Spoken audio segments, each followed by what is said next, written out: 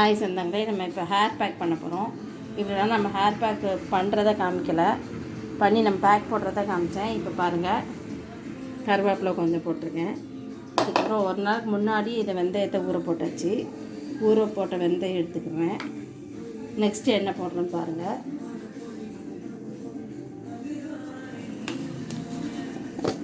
இது வந்துட்டு செம்பருத்தி பவுட்ரு, செம்பருத்தி பூவோட பவுட்ரு நாட்டு மருந்து கடையில் கிடைக்கும். அது கொஞ்சம் போடணும்.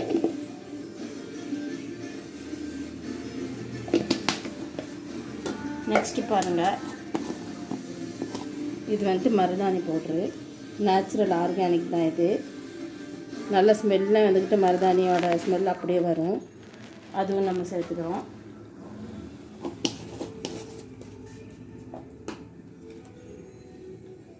இப்போ வெந்தயம் எல்லாத்தையும் போட்டு நம்ம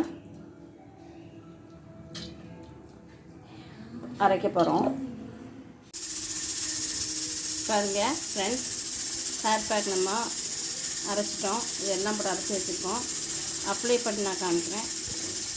ஹாய் சொன்னாங்களே, இங்கே பாருங்கள், நம்ம ஹேர் பேக் அரைச்சோம்ல, அது ரெடி பண்ணி நம்ம ஹேரில் அப்ளை பண்ணியிருக்கோம். பாருங்கள் எப்படி இருக்குது. நல்லா ஹேரில் அப்ளை பண்ணிட்டு ஸ்கேல்ப்பு ஹேர் ஃபுல்லாக அப்ளை பண்ணிட்டு அது நல்லா இப்போ காஞ்சிடுச்சு. குளித்ததுக்கப்புறம் பாருங்கள், நான் குளித்ததுக்கப்புறம் காமிக்கிறேன் ஹேர் எப்படி இருக்குன்னு நான் காமிக்கிறேன்.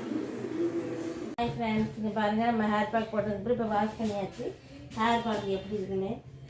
நல்லா பிளாக்காக ஒயிட் ஹேர் இல்லை, ஒயிட் ஹேர் இருக்கவங்களும் இது ட்ரை பண்ணலாம். நல்லாயிருக்கும், நல்லா ஷைனிங்காக இருக்கும். வெந்தயம் யூஸ் பண்ணதுனால கொஞ்சம் ஷைனிங்காக இருக்கும். நல்லா திக்னஸ்லாம் கிடைக்கும். நீங்கள் ட்ரை பண்ணுங்கள். இங்கே பாருங்கள், ஹேர்